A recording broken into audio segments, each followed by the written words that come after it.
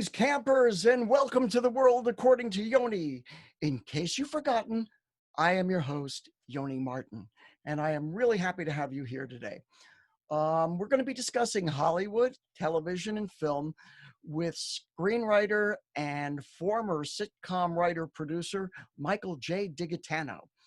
But before we get to Mike, I do have a few things I'd like to discuss with all of you. Obviously, the top story of the week was the Roger Stone pardon. So much has been written about this. I don't. What have I got to say? What can I add to it? I can add my analysis, and here it is. Unconvicted felon, that being the ignoramus in chief, pardons convicted felon who has tons and tons of dirt on unconvicted felon. It's that simple. Stone has all the dirt. He says, hey, Donnie boy, guess what I can do? Donnie boy says, oh, I think I'd better give you a pardon. Boom, it happens. Yeah, I don't know. In a related story to that, Colonel Alexander Vindman, career military man, a person who served his country honorably for more than 20 years and did what many people refuse to do. He testified in the impeachment hearings of Donald Trump, has been forced out of his military job for telling the truth. Interesting how these things happen, isn't it? I would like to choose an asshole of the week. I mean, I know, there are many choices we have upon us, but I would like to go with Congressman Trey Hollingsworth of Indiana. Trey thinks it's time for America to get back to work. Yeah, we've got to show that good old American spirit. Let me read you his quote. Representative Hollingsworth says, it's Congress's job to sit Americans down and explain to them that dying in a pandemic isn't as bad as the havoc said pandemic is wreaking on the economy. Well, that makes sense. My only question for Congressman Hollingsworth is this. Who are you willing to sacrifice, Trey? Who in your family do you think should die so America can get back to business? When you can answer that one, get back to us.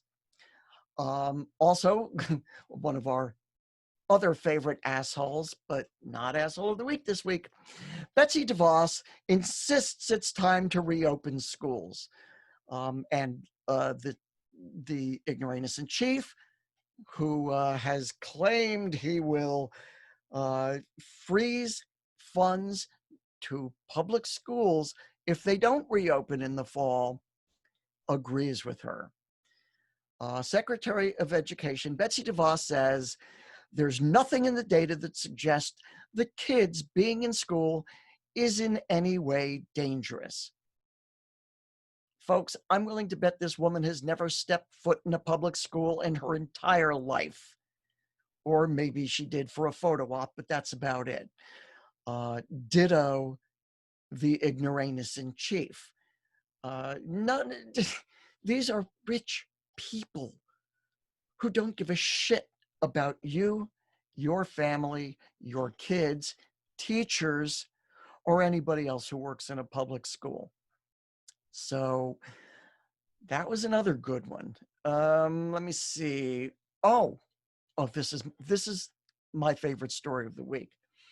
It combines creativity, ghoulishness, and greed all in one package of joy.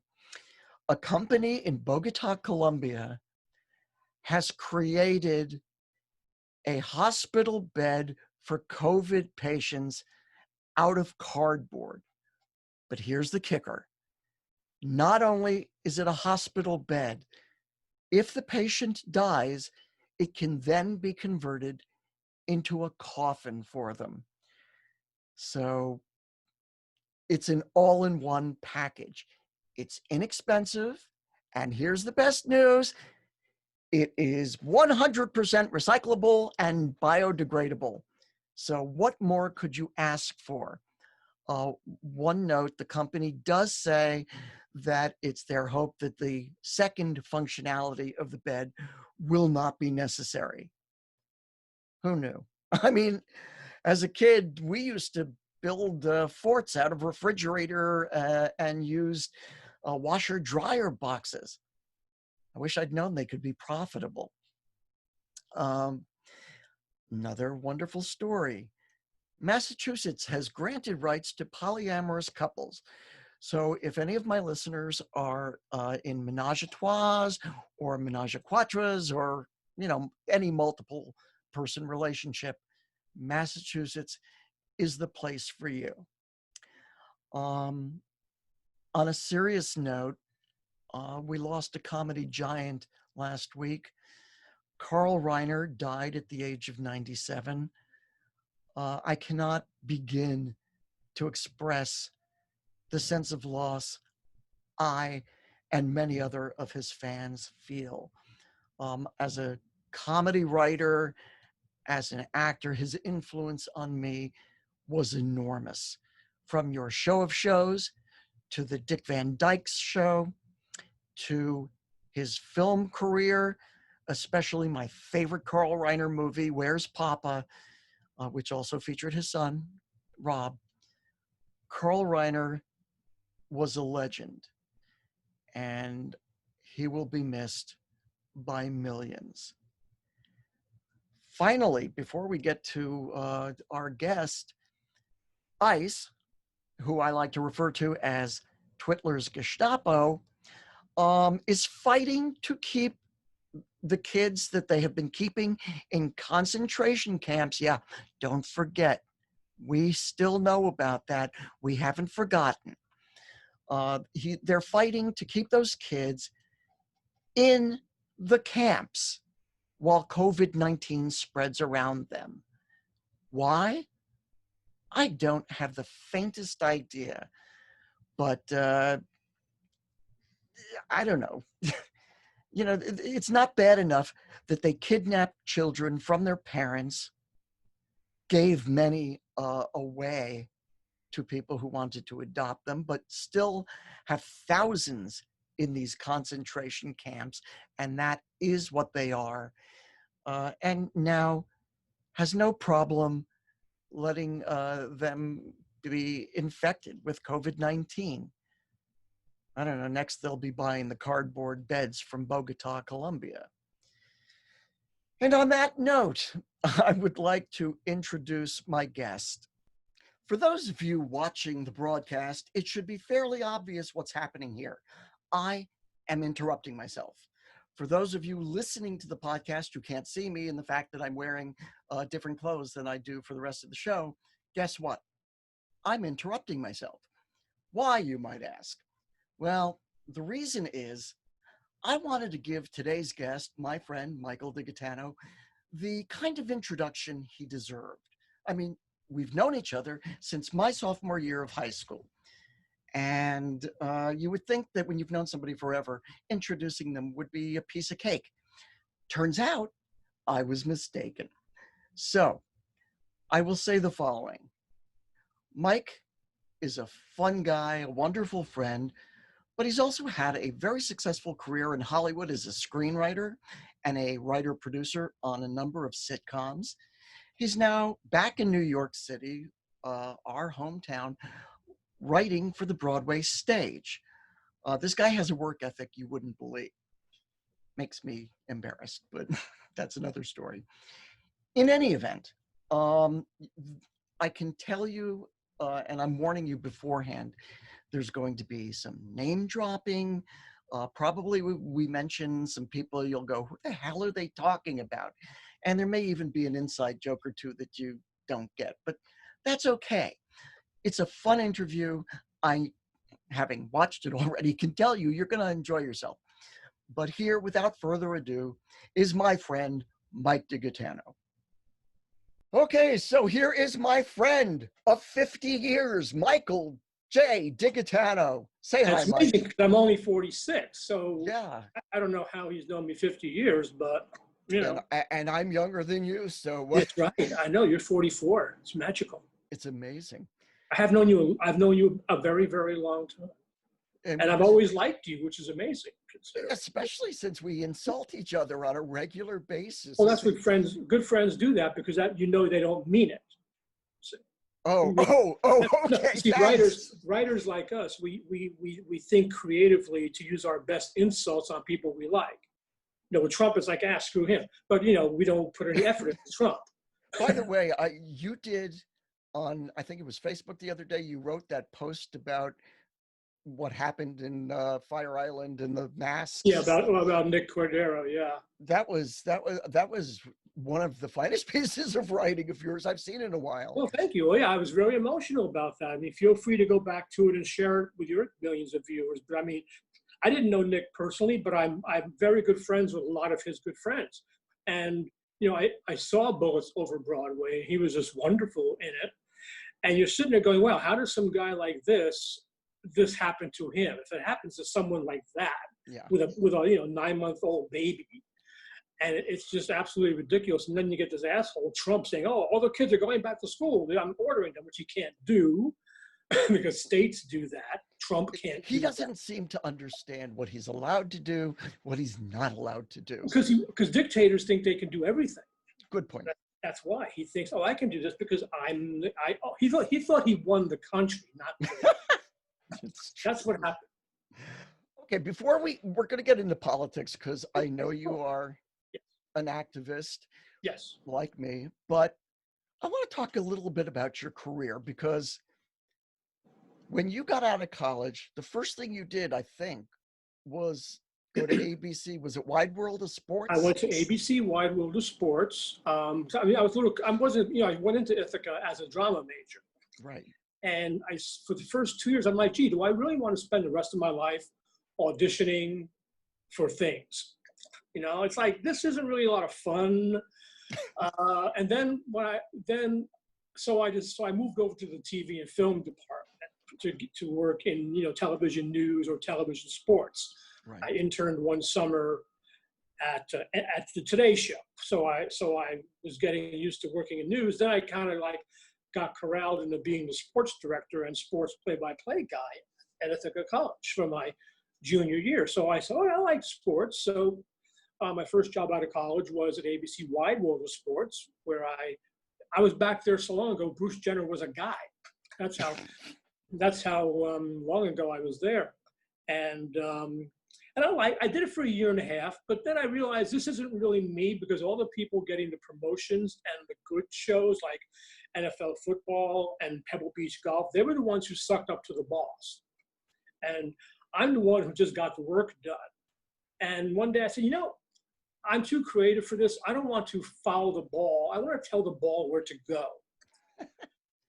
So I decided to leave there and go to LA. I went to LA, wasn't really a plan, but I was out there with Bruce Jenner and Jim Lampley one December doing a Battle of the Network Stars in Malibu at Pepperdine. And it was gorgeous. You know, I'm staying at the Beverly Hilton Hotel and I've got a Camaro convertible and I'm doing all this fun stuff. Wait, your dream car, finally the Camaro?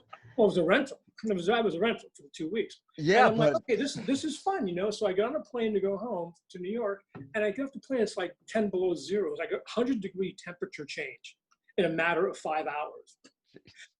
And I'm like, you know, I just enjoyed Malibu. Maybe I should just go back there. So I did. Within 3 months, I quit ABC. I packed everything up and went out to LA. Didn't really know what the plan was. I thought I might want to do stand-up.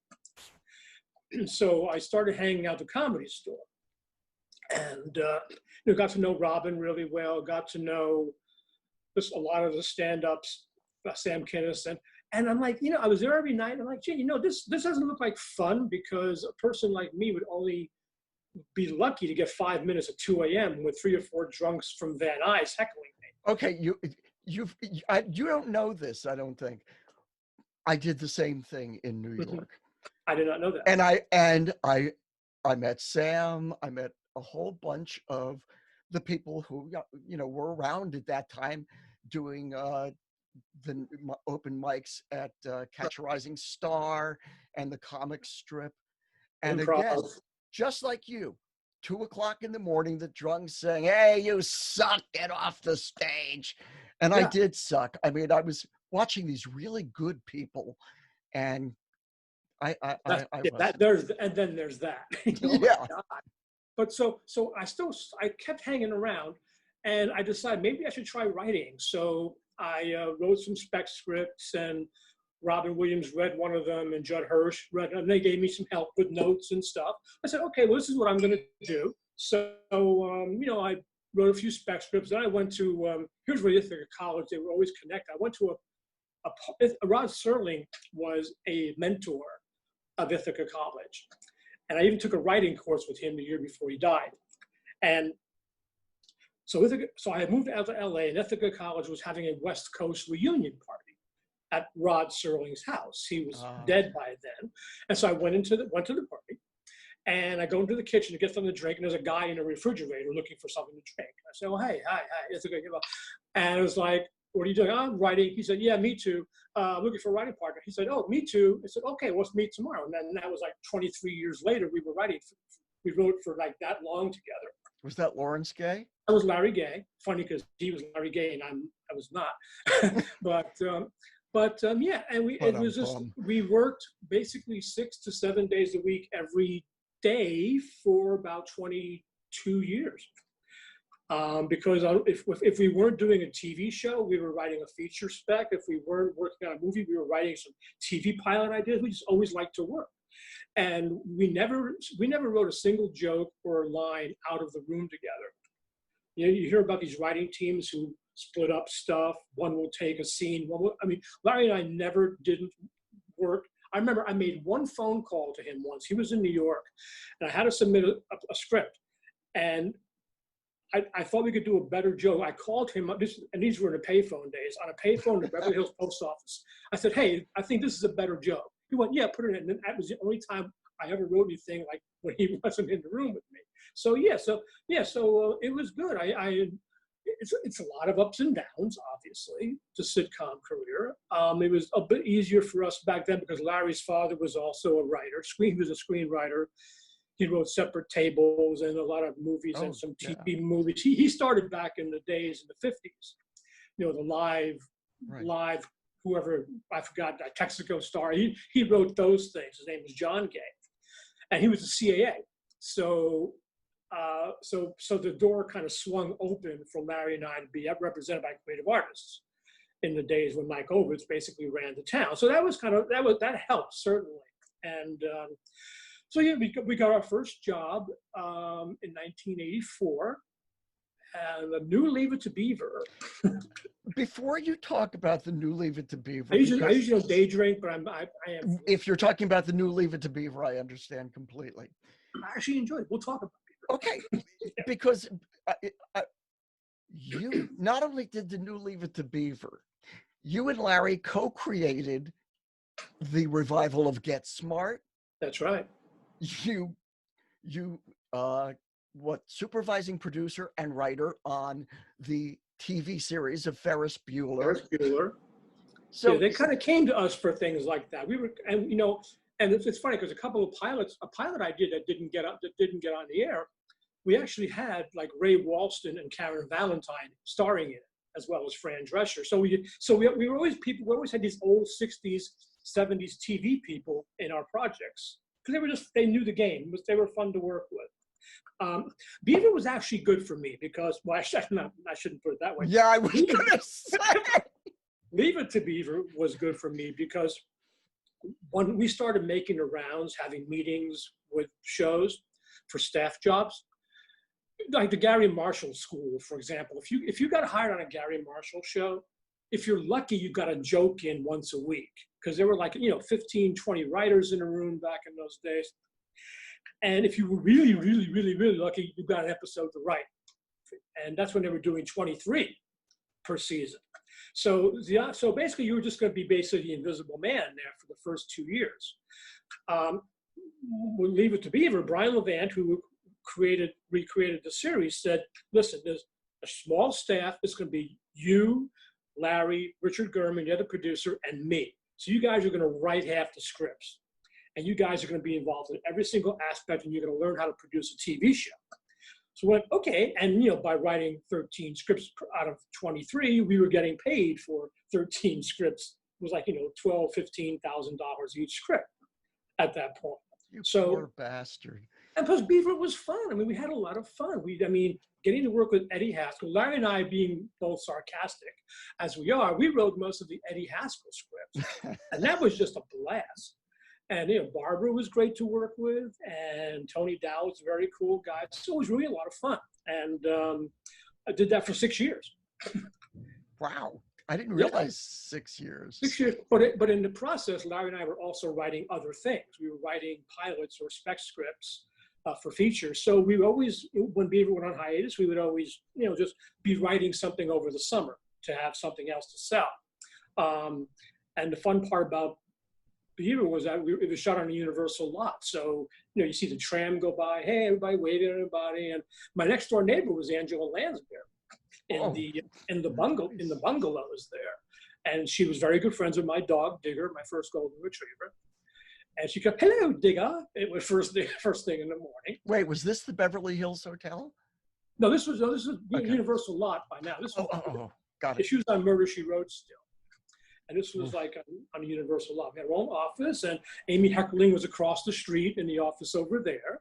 And it was just fun. You go into commissary, and there's Sid Sheinberg and Lou Wasserman, and all these important. And so I spent 6 years there. We also, so I enjoyed that part of my I can believe early part of my career. Plus, I made a lot of money. Bought my first sports car.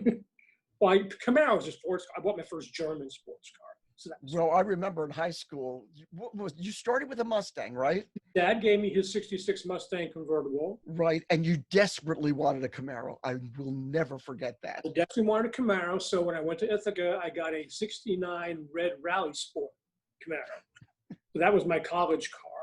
Except, funny story, my roommate junior year was Stu Leonard, Jr. of the Stu Leonard grocery store. Food chain, yeah. Right. So his brother was the manager of an Oldsmobile dealership. And he said, hey, you know what? I can get you a really great deal on an Oldsmobile. And I'm like, yeah, but they're Oldsmobiles. But I decided, well, you know what? The Camaro was like 5 or 6 years old by that point. I went, okay, well, why not? So I got this brown old Cutlass Supreme, which with one of those Landau roofs, like a tan Landau roof. I was like the sportiest looking thing I could find. But I got it for like almost nothing. I got it for dealer cost. And so, okay, that was my car. Then when I did my first semester senior year in London, so I got rid of the car at that point. I didn't really need it anymore. And what's actually funny about London is Larry Gay is 3 years younger than I am.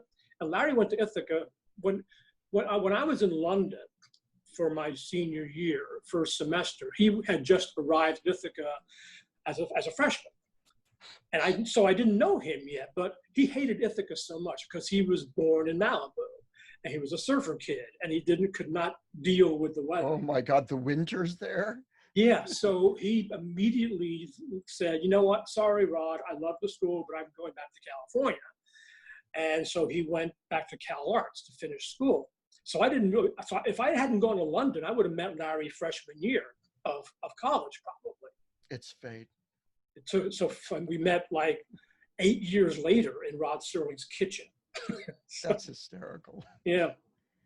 Okay, so all right, you became the guy, or I guess you and Larry became the guys who got to do the reboots. But I mean, the reboots, first of all, I thought Ferris Bueller was a pretty damn good show. It did not get the chance it deserved. Yeah, we did. Parker Lewis kind of like out-hipped us. I thought Charlie Schlatter was really good. And of course, you had a very young Jennifer Aniston. It was actually her first job, basically. And we looked at her and went, you know what, this is going to be a major star. There was no doubt watching her work every week that she was going to be. You called it. Yeah. funny story about Jennifer. Like, so this is like Friends has been running for like 2 years now. And I was like, I like to go to open houses. I already owned my house. I just like to go Sundays and, look around. So I went into this house in Beverly Hills, and Jennifer comes in. It's like, oh, hi, Mike. Hi, Jen. Blah, blah, blah, blah. And the real estate agent, this typical bottle blonde, sketch character real estate agent, looks at me and goes, I've seen this a million times. They get a TV show, they think they're going to be famous and rich. And of course, Jennifer became famous and rich, so she didn't call that one. But no, Jennifer's an absolute sweetheart. She totally is. Yeah. She's and let's see, you had Amy Dolan's on that show, and I've met her dad. I interviewed her dad. Right. So he came a few times to say hi, to visit. The interconnections, and okay, I have to ask you. I mean, the Get Smart reboot. You got to work with Don Adams and Barbara Feldon. Barbara Feldon, dream come true. They were both amazing. Don loved me, which was like, from someone like me, grew up on that stuff. It was like, it's like, you're really funny. So that's all I needed to get. You have a lot of Jewish friends, Mike. Let's face it. I was not a very Jew in Hollywood, because just being a typical comedy writer, people were always back there assumed. I was doing a pilot with Ron Howard and Brian Grazer, and they had an office. There's two sets of towers in Century City. One of the really tall ones, and there's one like 20-story tower called the Watt Towers, if they were called at the time. And when there was a Jewish holiday, they were empty. Of course. because mostly lawyers and agents and accountants and people like that, a lot of them were Jewish. That's what, especially in Century City. So Larry and I were doing the pilot, so we came in on a Jewish holiday. Everybody's going like, what are you guys doing here? I'm like, well, we're not Jewish.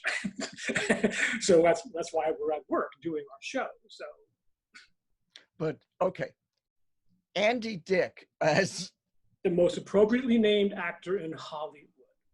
Yeah. And I don't mean Andy. I didn't think you did. Yeah, that was tough. We did not want him.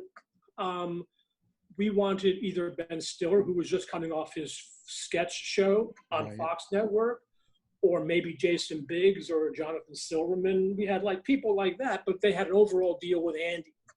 So Fox said, you put him in, we'll give you a pilot and 6 episodes. And, we couldn't say no. We were working with HBO on this. So it was a co-production with HBO. It's like, oh, okay, well then fine, we'll do it. It was dreadful. Him and Don did not get along at all. Don didn't think he was funny. Andy didn't think Don was funny. Barbara was like, she was great. Elaine Hendricks, who, from Parent I want to get into Elaine, because this is how the business is so damn small. I'll say it now. What the hell? Yeah. Elaine Hendricks, who was on Get Smart with you, was also in the movie The Parent Trap. Right. She was Cruella with the gorgeous body. She's a friend. Right? She's a friend of my friend Lisa Ann Walter, right. Who I did Lisa all the time. I did the film Eddie with, and of course, Lisa wrote and produced and starred in a very short-lived ABC sitcom, and her husband on that show. I don't know. Do you know this? I know the show. I don't remember like the details though. Her husband on the show was another connection for you and I, one Mr. Michael O'Keefe. Oh, well, there you go. Michael, I used to be Raymond O'Keefe. Yeah. Yes. So Mamaroneck High School people interconnect with everyone in Hollywood. Yeah, and don't forget Matt Dillon was also at Mamaroneck High School. Yeah, that's right. He was discovered cutting classes. Well, my mother was a teacher's aide there, so my mother knew Matt really well. Yeah, Ethan knew Matt too. Yeah. Elaine is beautiful. She's very funny. It was you find someone who's that funny and that sexy and that talented, and because we had an episode where she had to sing, and the fun part about Get Smart was we had a lot of the old guest stars from the original series. Bernie Capel came on. Oh wow! Jaime did an episode. And we had the guest star. We had Robert Goulet came on and played a spy for us. A spy who was pretending to be Robert Goulet is what. So it was only 7 episodes. It was fun. You know, we were. It's funny because with Ferris, we were canceled with like 17 million viewers, but that was those days before when there was only 3 networks and Fox. Right. So, you know, now a show would like kill for 17 million viewers. Yeah. But back then we're like, bye, you're canceled. Yeah, I really felt bad for you because that was really deserved better. Well, we knew we were going to keep going on. I mean, we had a 2-year deal with Paramount, so we created that show Flesh and Blood with the Charles brothers and David Right. Keith. So, you know, we still had another year to go, and that was a horror story. I may save that one for my book if I ever write one, but it was a lot of backstabbing going on because the executive In Hollywood? Well, yeah, well, the executive who asked us to, we were at after Leave It to Beaver, and this is mostly TV time. After Beaver, we went over to Columbia Pictures Television for a 2-year overall deal. We were like, you know, doing, you know, producing shows they had or developing shows they had. We did one summer series called One of the Boys with Maria Conchita Alonso. I remember. We produced that. But we really weren't happy with there at Columbia. The kind of shows they were doing were the multiple camera sitcoms that we just didn't really like, My Two Dads and things like that. So the executive there, who was executive at the time, she went over to Paramount to run the Charles Brothers and Jim Burrows company. So she said to John Macius, who was the Ferris Bueller guy, you should hire these 2 guys. And so John hired us on Ferris. When Ferris was canceled, Fran said, well, why don't you come over here and do a show for the boys, you know, for the Charles brothers. So we had this idea for Flesh and Blood about these adopted siblings finding each other like 30 years later. And the show was great. I mean, we had a great time with the pilot. But then that was the only show that Triangle, that was the name of the company, that was the only show they sold that season. So the executive was worried that she had a really terrible pilot season. So this backstabbing began. She said, oh, you know, she was telling the boys behind our back that, oh, Mike and Larry this and Mike and Larry that. She actually accused us, me specifically, because I am gay. She accused me of hiring 2 writers on the show because I wanted to have sex with them. But first of all, they weren't on the show. They only did an episode. Second of all, she hired them at Columbia, so we knew what they were able to do. And these 2 writers, one of them won the Tony last year for Tootsie, Robert Horn. So, but that's the kind of stuff that was going on with this woman because she was so afraid of losing her job, which she eventually did because they couldn't develop. We were the only show they sold. And, you know, but, you know, we had fun, you know, did what we had to do. Then we said, okay, fuck television. We're going to go do a movie. So we wrote House Guest at that point. That's where I wanted to go next. That's what we did. We wrote House Guest after that fiasco. We had 6 more months on our deal there. We had an office. So we wrote House Guest. And you didn't originally intend for Sinbad to star in that, did you? Well, when we write, I think when most people write, they write with certain actors in mind. I do, yes. Larry and I wrote House Guest thinking Charles Grodin for the father and Danny DeVito for the con man. That was our original concept. It was much more of a War of the Roses type of a comedy. So it was going around town, and CAA calls us, Joe Roth and Roger Birnbaum over at Disney want to meet you about House Guest. I went, okay, sure, why not? So we went there, and then they say to us, Sinbad. Now, I didn't really know much about Sinbad. I mean, I knew he was funny. I've seen him do some stuff. But I'm like, well, it wasn't exactly what we had him. And we knew it was going to be a rewrite because Sinbad and Danny DeVito are 2 different characters. Yeah. So we went, okay, well, you know, it's our first movie. We had sold a spec in '87 called Big Ones. It was about giant animals overtaking Florida, a genetic experiment going wrong. And there's where we got quadruply screwed. I mean, we sold the movie. Bernie Brillstein was supposed to be executive producer. We sold it United Artists, and he had the director. I I think Alan Metter was his name, who directed Back to School, was supposed to direct it. He had Dan Aykroyd and John Candy set the star in it. Wow. And UA folded, went out of business. So we got the script back. Bernie said, we'll sell it again, don't worry. So about 2 years later, Bernie sells it to MGM, and we got paid again for the same That's script. always good. A couple $100,000 or whatever that was. So they get the script out there, and they hire Terry Jones from Monty Python, not Gilliam, Terry Jones, to direct it. So we had a blast. And we're sitting there, having lunch with Terry Jones, rewriting the script, this and this. Terry died like 6 months ago. And so what happens is Alan Ladd Jr., who was running MGM at the time, gets fired. I don't know if he quit or got fired, whatever it was. And they brought in an agent from CAA to take over. We're thinking, oh boy, look, one of our agents is now going to run. We're going to get everything we want. First thing he does, he puts it in turnaround, because he didn't think Terry could handle like a big budget comedy. So it's like, it's funny, we got big ones back like 10 or 12 years later. And we had interest in it from, I cannot remember the director's name now. He had a deal at Fox. It just didn't happen. But the script got basically sold 3 times. And maybe someday, if I feel like it, I'll pull it out of the drawer and try and sell it again. But it was just amazing how a script can sell 3 times. Sounds like the real life, to be perfectly honest. And every day it's like, what are you going to do to me? It's like Trump. What are you going to do to me today, Hollywood? It was like, because a lot of times, we had a lot of fun, obviously. I got to go to Dolly Parton's little bungalow in Beverly Hills and had a meeting with her about a show idea. And she took out a guitar and played a song she had just written for us. And, I got to hang out with Michael Moore in meetings and Gene Wilder, you meet your heroes, So, there's obviously good side, but the bad stuff, it's like, oh God, we're getting screwed again. And you just keep the hope working.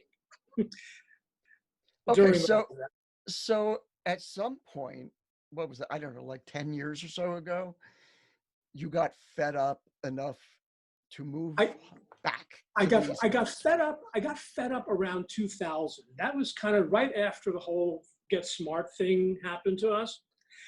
And I'm like, I need a break from this. I just can't do this every year. So I came back to New York in 2000. I was going to take a year. I put my stuff in storage there. Just rented a van and just brought back my 3 dogs with me. Digger, I'm sorry, not Digger, Dusty, Kirby, and Jackson. Digger, I had Digger. I'm confused. No, I still had Digger. Digger I still had. I had Kirby. It's a senior moment, Mike. No, I'm just trying to get the dates right. No, I had the Golden Retriever and I had my other dogs. So I was going to stay a year, I figured. Crash at Mom's house, had the big backyard for the dogs. Everything was fine. And then 9/11 happened. So suddenly it's like, oh, there ain't going to be any business for a while. So I just stretched it out a bit and stayed. I stayed until about 2003 or so. I was writing, spec scripts the whole time, just working on new ideas. And I actually went back when Big Ones was selling. Big Ones was going to be selling again. The never-ending script. Right, but we also, in that period of time, we had written, and here's where Richard Murphy actually comes in. Larry and I had written a spec script around maybe 2001 called The Great Divide. It was basically a family road trip movie. The concept was that the family, 15 years ago, was going to go on a trip to the Alamo from New Jersey. And just as the mom, dad, we were thinking Lauren Bacall and Jack Nicholson was our dream casting for mom and dad at that point. And it was going to be the 3, 8, 9, 10-year-old kids in the back seat. And they were on their way to the Alamo when the father's brother comes in. You can't go. I got a deal that's going to make us rich. We can be the mattress kings of New Jersey. And so the father on that moment just cancels the trip. So sorry, kids, I got a business to do. And they were like, we hate you, Daddy. We'll never speak to you again, blah, blah. So we jump forward 15 years later. The family's very estranged now. One of them is a TV producer. One is a painter. We want to carry Fisher for that. And one's a sports announcer. And Mom calls us, your dad has to go to a clinic, and he wants to take that one trip we never took. So the idea is basically three adult children and mom and dad in country squire station wagon driving to the Alamo, just trying to patch things up. And the script got really well received. But again, you know, we were getting offers for things that they were fun, they weren't happening, and it was like, I'm like, here we go again. I just don't want to do this again. So that's when I finally said, okay, I sold my house, and I pretty much got rid of everything except like files and books I wanted to keep, and the dogs I wanted to keep. Yeah, I kept them all. And that's when we drove back, and I was going to crash in my mother's house again, back in the suburbs for the dogs in the backyard. And she got sick. And I had to stay at the house for like a year and a half to take care of her. I vaguely remember and that. then the house, had to get the house ready for sale. So that was the period of time. So, you know, I don't want to go back to Hollywood. I have these other spec scripts, but I think I'm going to write a musical. Because I love musicals. I would come back from LA twice a year. And this is before the days of, you know, internet ordering. I would land at the airport, I'd park my ass at the Marriott Marquis because of the glass elevators. I don't like elevators. So they would see me if you get stuck. And I just bought tickets for like 10 shows. And so I'm here for a week. I'll see 10 shows. And I would go back, do TV, and then I would come back and I would see. So I was seeing like, and I'm like, you know, this is what I really want to do. So I just have to, I mean, I don't write music. I'm musical, as you know, but I don't write music.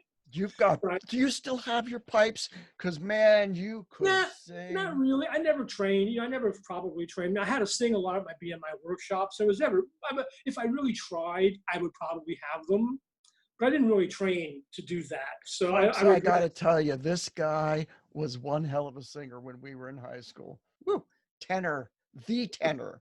I mean, I regret not pursuing it, but that's when I said I'm not doing acting anymore, so why bother? So I said, okay, I'm gonna write a musical. I gotta think of an idea. So since I was stuck at my mother's house with her, she's watching the Jerry Lewis telethon. And you can't get anything more. I said, there's an idea for a musical, a telethon. I just had to think of a cause. And I had to think of a cause that half America would love and half America would hate. So I came up with, okay, how about gay reparative therapy? And that's where the Gay No More telethon, let's get one thing straight, came into being. So I wrote the show, I wrote the book and lyrics, and I didn't know about writing lyrics. I just know I'm a funny writer and I can tell stories in song lyrics. So I kind of imagined what the songs would sound like in my head. I mean, that's what Mel Brooks does too. I was this is what I think the song sounds like, be it up tempo or be it a ballad or whatever. And so once I had 14 songs written, I thought, okay, well, at this point my mother had passed on. And I was just doing the house stuff. So I went into New York a couple of times and I just went to the BMI and said, I need a writer to do this thing with me. So they hooked me up with somebody who was more of a classical writer. He said, okay, well, I like this idea. We can, make 15 songs out of this. I didn't know about bridges and I didn't know, but he did all that stuff. And we did the show at the Fringe in 2009. It was very successful. And I kind of put in a drawer to write bigger stuff, but I was in the process of reviving the Gay No More telethon, kind of like 10 years later, the aftermath of that, when everything started getting shut down. We did a concert of it at the Green Room 42 in October. I remember there was one you were auditioning for. I think you were going to do a presentation that my wife Tanya, auditioned for. I think it was the Gay No More telethon. Yeah, that was the 2009 version. That's what that was for. Not the revival we did. See, I remember year. Though.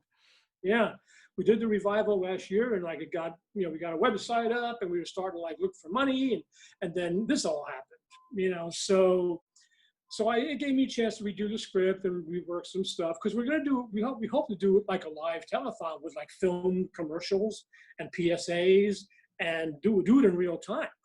So that's in the drawer. I have 2 other musicals written, and Miss Humanity, about a beauty queen who saves the world.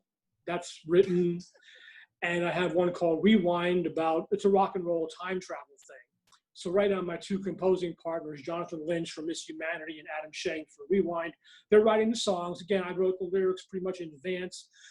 And I said, okay, here's what I think they sound like in my head. And I was singing them into the iPhone, and they said, I said, if you want to do 100% something different, that's up to you.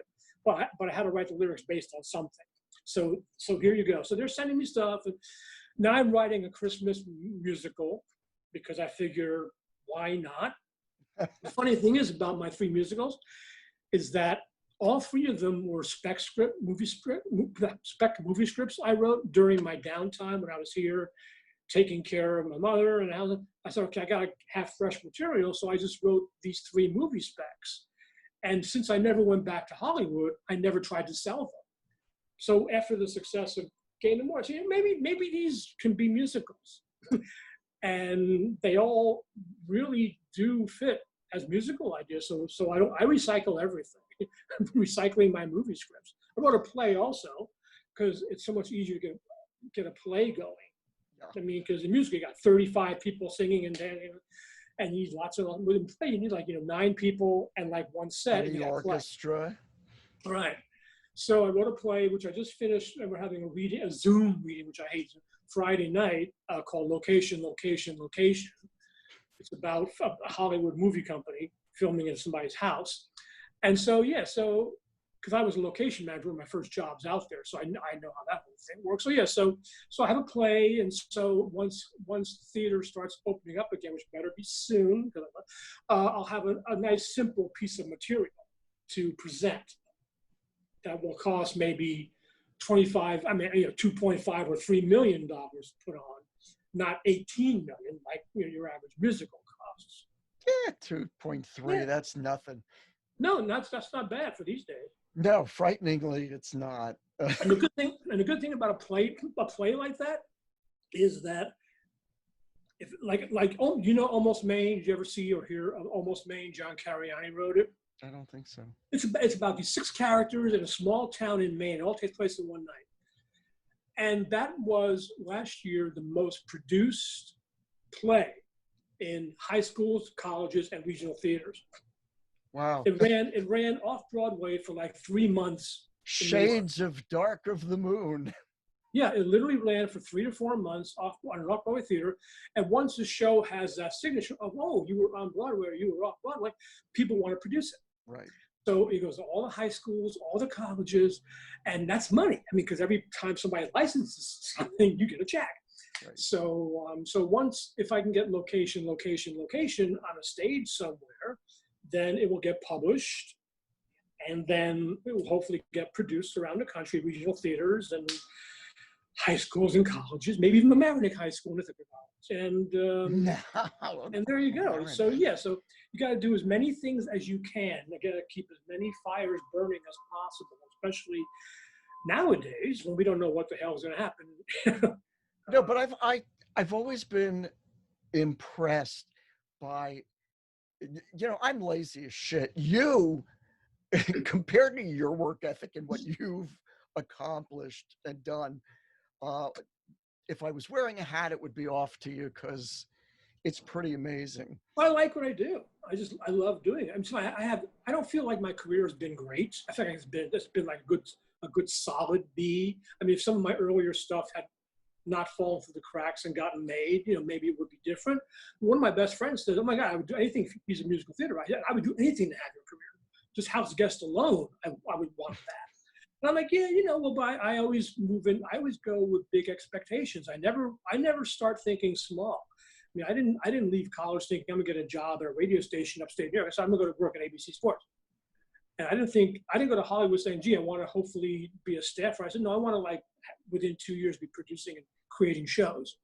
And I was doing that with Ron Howard, with Brian Grazer, with Jonathan Lynn. I was doing those things. Yeah. And when I came back to do music, I said, okay, I don't want to write a 4-character black box musical. I want to write a $19 million musical. So I always think big. I adjust my way down if I have to. As we all do. But I need to say I want to write exactly what I feel like writing. And I can't even begin to think about cutting corners until I have a first draft. I was pitching a movie once to a friend of mine, a producer. And I said, okay, well, here's how it starts. Literally within 20 seconds, she said, why must it be there? Why can't it be this? And I was like, you know what? I can't do this because you're going to be doing this the entire pitch. And I'm trying to pitch my idea.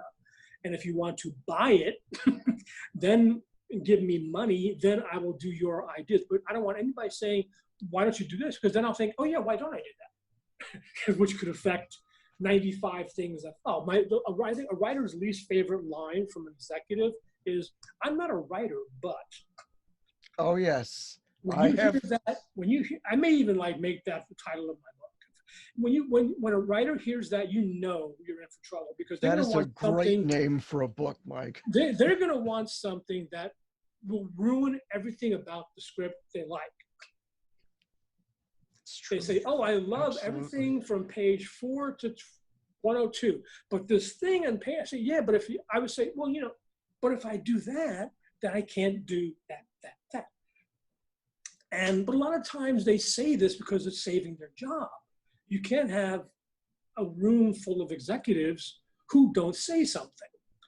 Because I was working, I would consult sometimes on sitcoms, just put in jokes, things like that. And a friend of mine invited me just to watch Ellen, the sitcom Ellen one day, just to sit there and observe the show.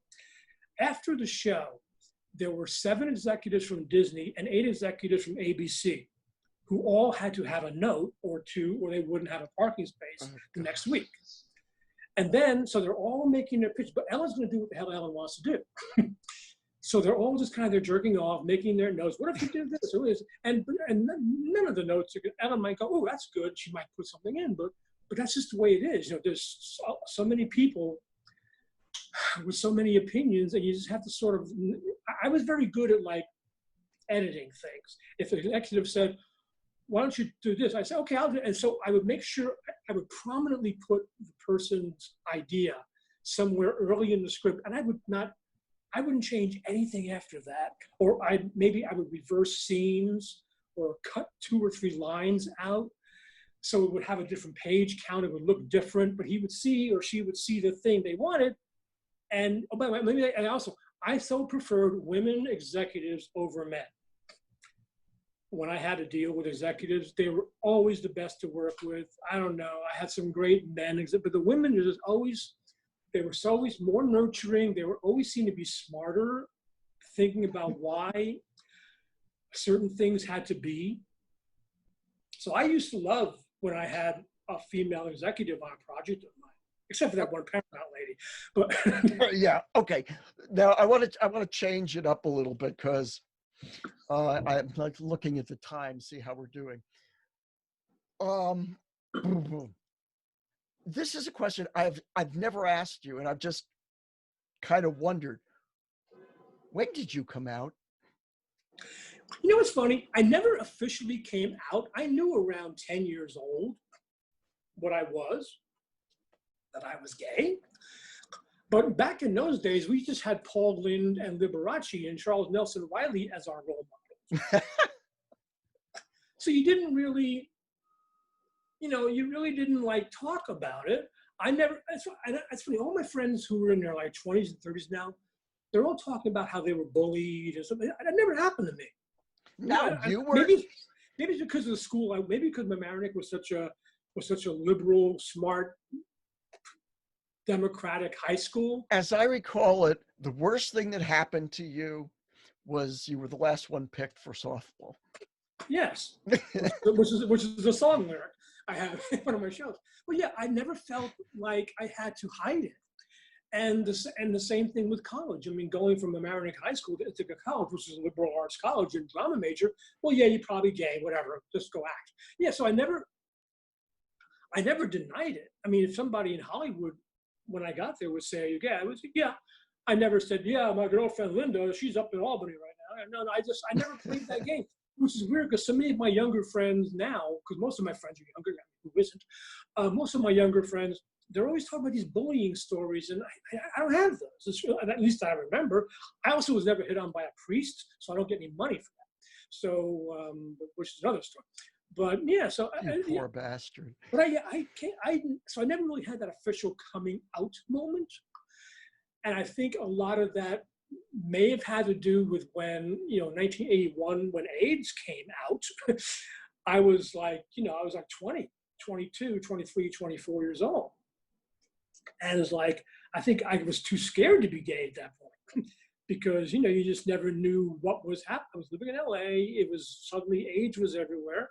So I had a very small social circle. I wasn't really a bar guy. My roommate at the time was a bartender at Studio One.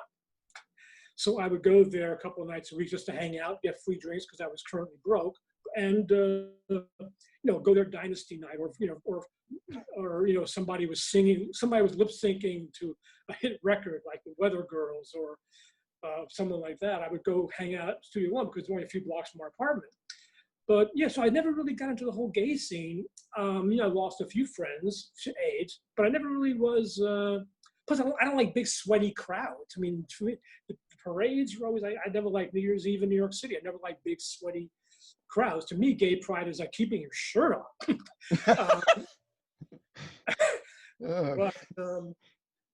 But yeah, so I never really officially had a coming out. But I just never did. But I always knew. I knew literally when I was 9 or 10 years old. Yeah, I like looking at those pictures and not those pictures. And I honestly, I think most of our friends knew or suspected at least. It just wasn't something. Who cares? Yeah, I think people didn't care about it back then. I mean, you and I never talked about it. No, I never talked about it with anybody. I mean, even Mark was my roommate first semester. We never talked about it. I never really buy it back, but I'd known Mark for a long time. We were at the college roommates first year, and it was just never even brought up. By the way, I should say, he's talking about Mark Pierce, who is another actor friend of ours who we grew up with. He was a member of our high school theater contingent.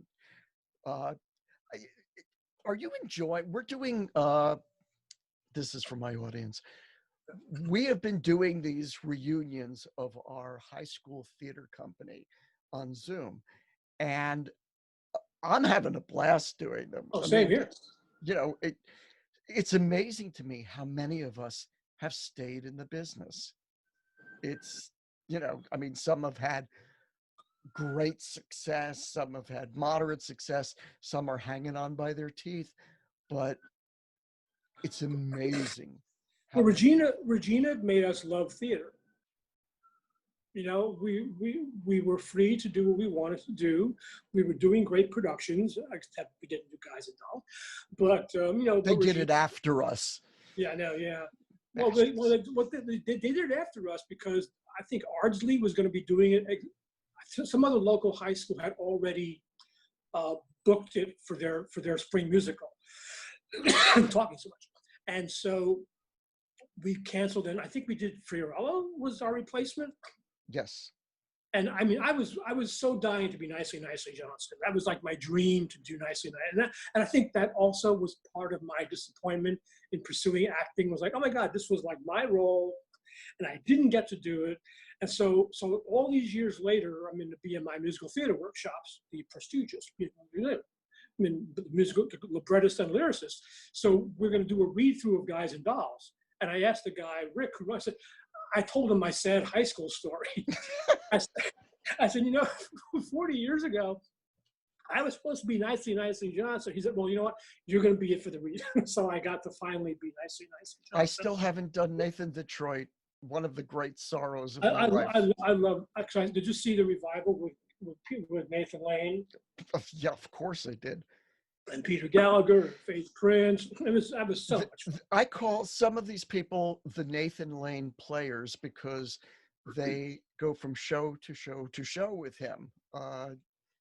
If you go through his Broadway catalog, Louis J. Stadlin, who is one of my acting heroes. You did the front page with him. Laughter on the Forum. He did Forum also. Forum. Oh, yeah. God, brilliant, just brilliant version. Yeah. So yeah, it's, but here we are 50 years later and we're still talking about the same goddamn show. Because you know what? It's funny. Most people say they hated high school. I wish I was still in it. And I think that's why I still act like I am still in it. I mean, a lot of my friends who I go to either high school or college reunions, they look at me and say, "Why don't you have any gray hair? Have you gotten work?" I said, "No, I haven't gotten work done. I think maybe being Italian genetically is part of it. I've never dyed my hair. I've never had work done. I try to enjoy what I do. That's why this period is very tough for me, because I'm used to writing all day, and then I'll go see a show. Pretty much every night, I'm either at a cabaret, I'm at a Broadway show, an off-Broadway show, or my favorite bar, the Glass House Tavern, meeting friends for drinks after a show. I would do that pretty much 6 nights a week. Suddenly now, I'm here, and I'm watching MSNBC, or I'm watching, Netflix, and it's like, I want to go out. And I also don't want to die, so I don't go out. But man, this has really been a tough time, because I had tickets for Company and Caroline and Change for the week that everything got shut down. Oh boy. And luckily, they're both supposed to come back. A lot of shows aren't going to come back, and I have so many friends out of work. I mean, I'm actually buying Powerball tickets now, so if I could win I'm buying a couple tickets a week. So if I could actually win $40 million, I'm just going to help my friends get through this.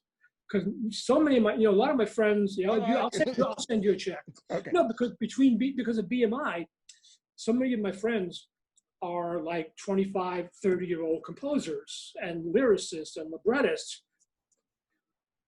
And, a lot of them had day jobs, or a lot of them were getting, doing musical director gigs, and that's all gone now. And a lot of them just basically gave up apartments and had to go home to mom in Ohio or wherever. And it's really depressing, because they should all be here working. And I don't, and we have Trump who says, "Oh, we're fine about the world." But I mean, it's no, because this is going to keep going until New York did it smartly.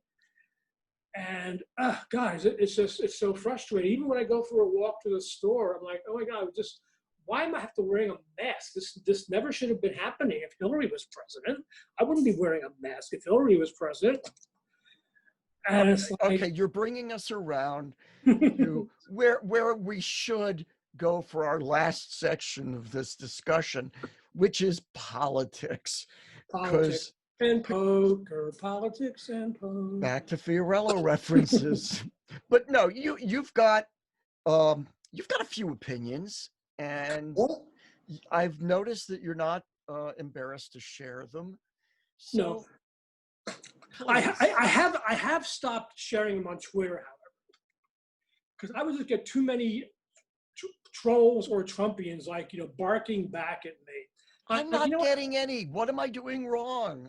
Maybe because mine are a lot meaner. I don't know. Yeah. I don't know. But whatever it is, I just, I'll type it out and then I'll delete it just to get off my chest. I'll save it for Facebook. I literally only have 2 people of my 900 friends who are Trump supporters.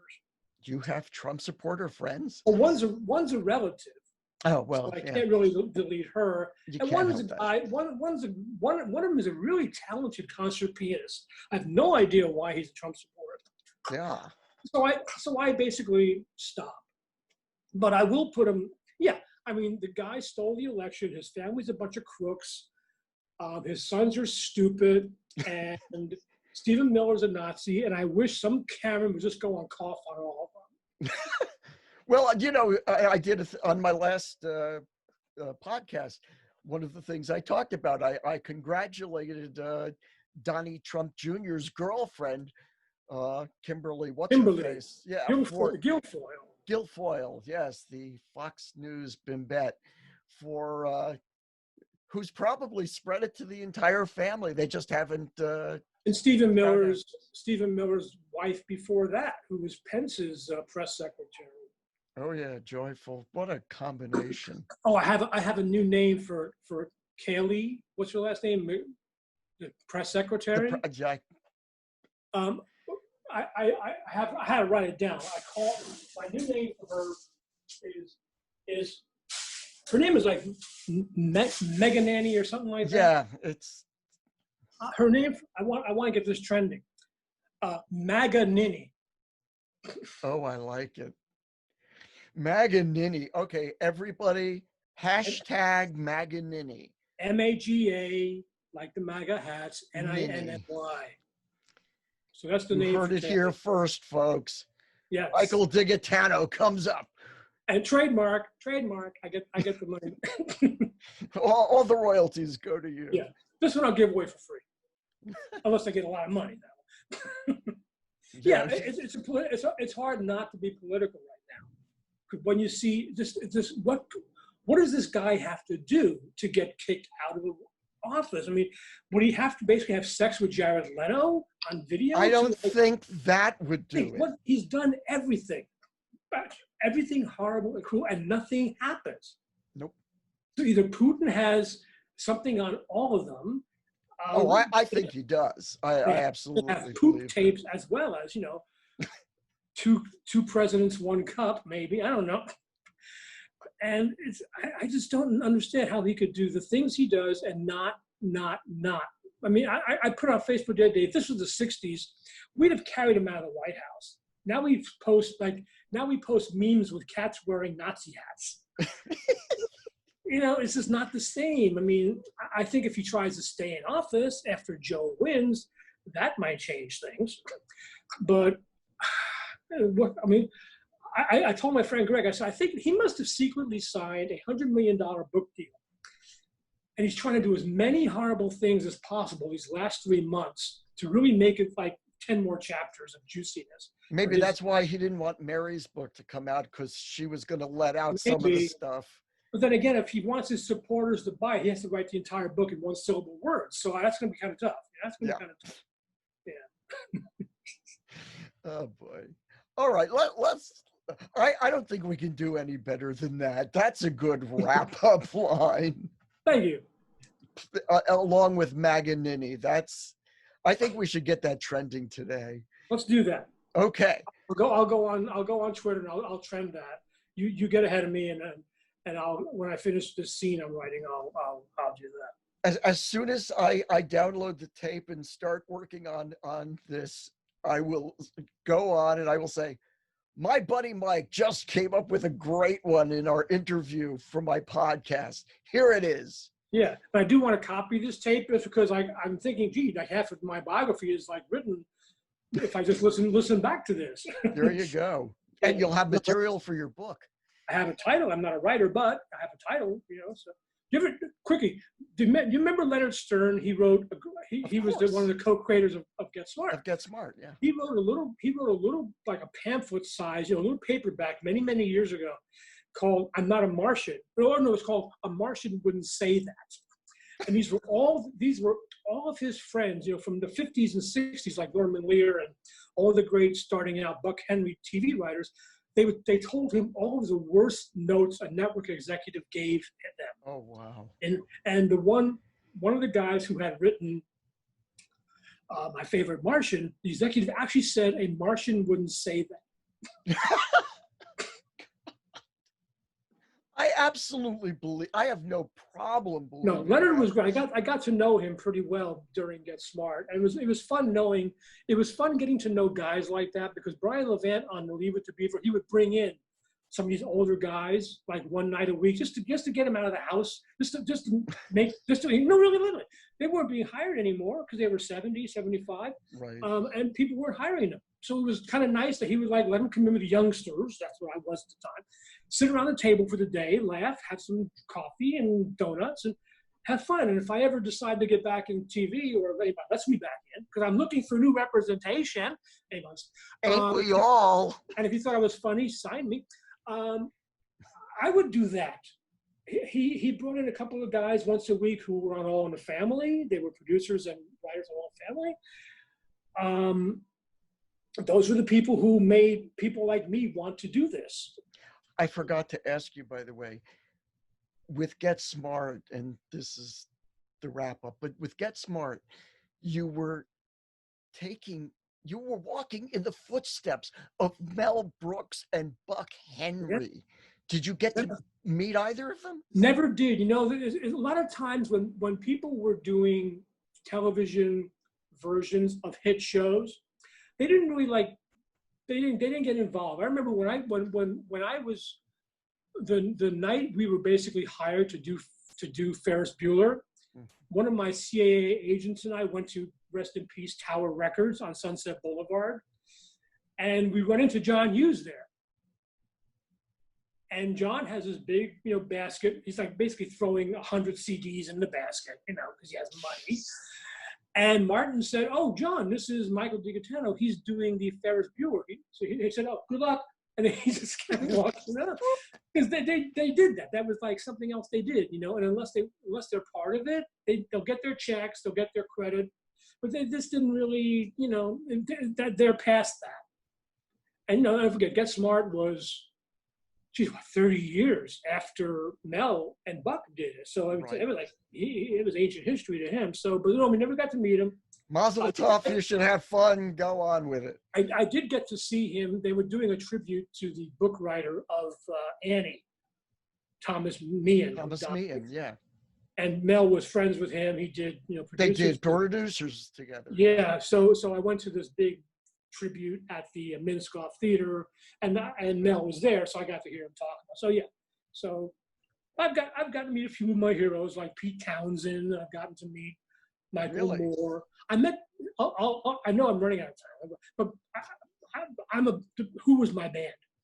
Even in London when I was at college, I went to a concert. This was when Keith Moon was still alive. That's how long it was. So I saw the Who at Wembley like 15 times since. So Pete, about 3 years ago, they had recorded a symphonic version of Quadrophenia. Right, I remember that. Yeah, and they were doing a CD signing at the Barnes and Noble up the street from my place. I said, I gotta meet Pete Townsend. So let me get. I never buy concert T-shirts.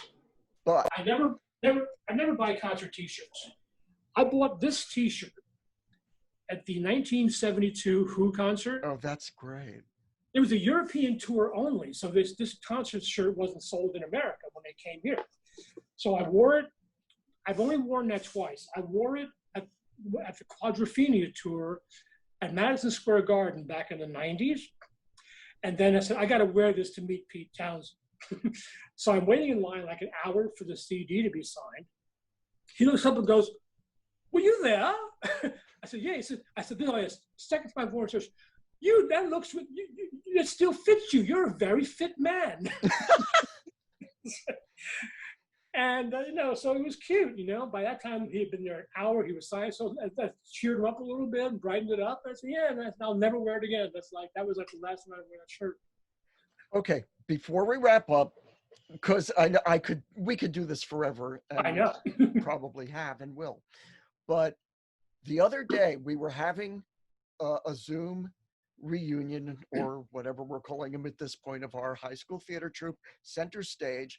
And I mentioned that my first Broadway show I went to with you, it was Jesus Christ Superstar. That's right. Ben Vereen. And you literally just had the program in your hand. I have them right here. I mean, they're on my bookshelf, so I could just basically. Yeah, but you didn't even have to go that far to get it last week. You just had it.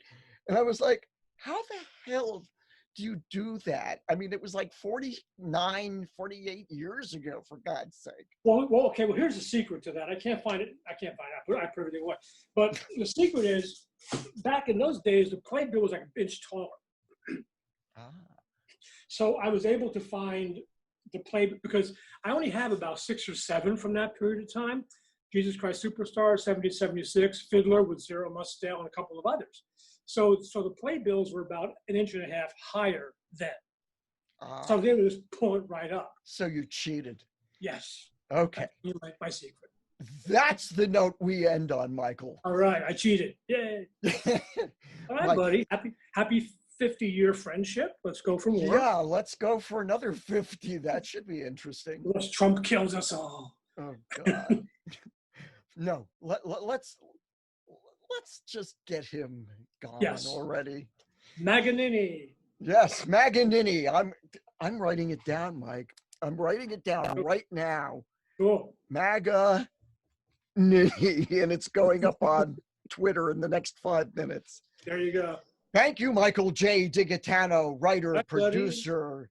And say hi to your pack of brothers for me. I will say hi to my pack of, well, you just said hi to the pack of Well, brothers that's because they'll true. watch. And I will see you at the end of July MHS Zoom. That's right. And we'll try and find some people we haven't seen lately. We'll have Yeah, that's right. I've already spoken to some of the people who haven't joined us. You've got to try to, you know. Yeah, I'll try and find Ginger and a few other people too. Yeah, and everybody who's watching this going, who the fuck are they talking about? Yeah. Oh, High school. well, High that's school. right. Mamaroneck High School, class of 72 and 73 here. Rah, rah, rah. All right, buddy. Go do what you do, and I'll do what I do. Thanks, Mike. All right, Jonathan. Bye. Bye-bye. Bye, everybody. I am so glad we had this time again. Okay, so Mike gave his career a firm B. If Mike gets a B for the career he's had, then mine must be worth at least a D, D minus. And you know what that means? It means I have to redo my entire career. Thanks, Mike. I really appreciate that. Now, before we go, I know I already did an asshole of the week, and it was a deserved asshole of the week. But there is one person who transcends assholiness, okay? He goes so far beyond, I don't even know how to begin describing it.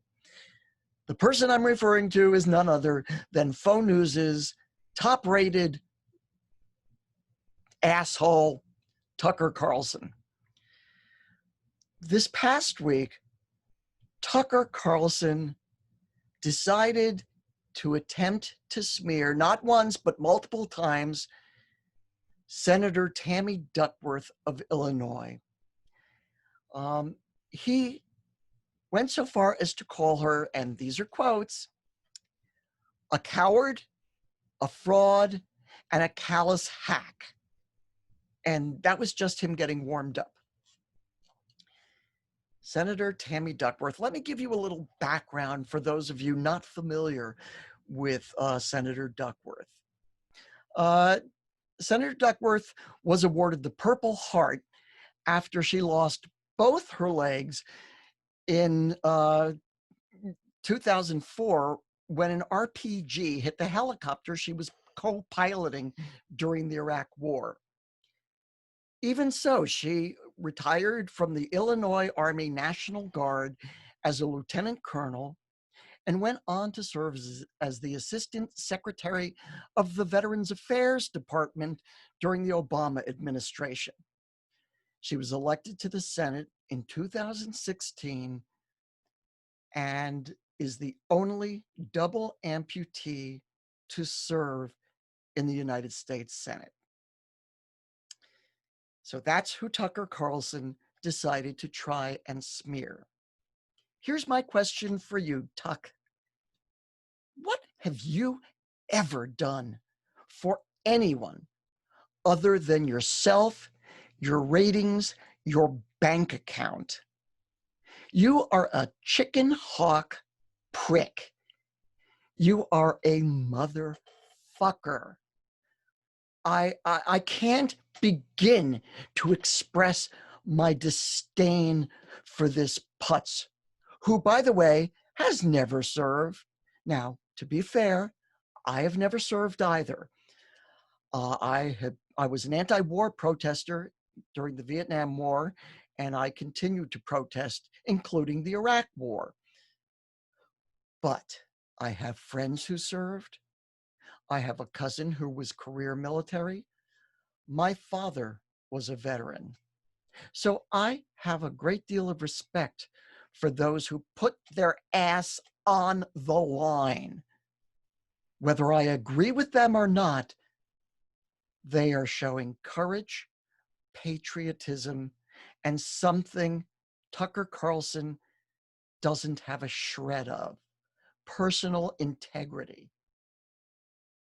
Why you think you have the right to say jack shit about a person like Tammy Duckworth is beyond me. Is it because she's a woman and you feel you can get away with it?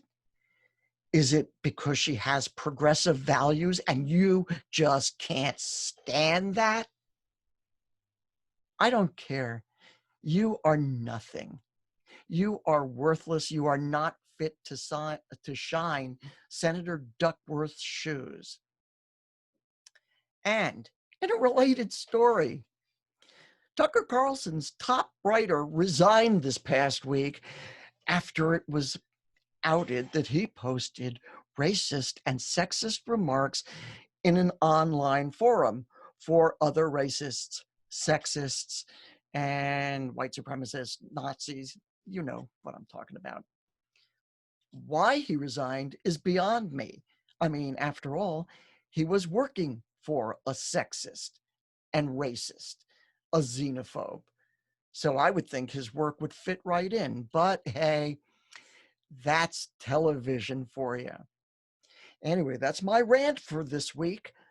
I'd like to thank my guest, Michael DiGaetano. And I'd like to thank all of you who have watched or listened and supported this show in the brief time we've been on the air. I appreciate it immensely. I hope you come back and join me again. And farewell from the world according to... Oh, I'm sorry. I forgot. Some of you are listening on a podcast, so you're not watching me. I mimed the word me. So it's farewell from the world according to me.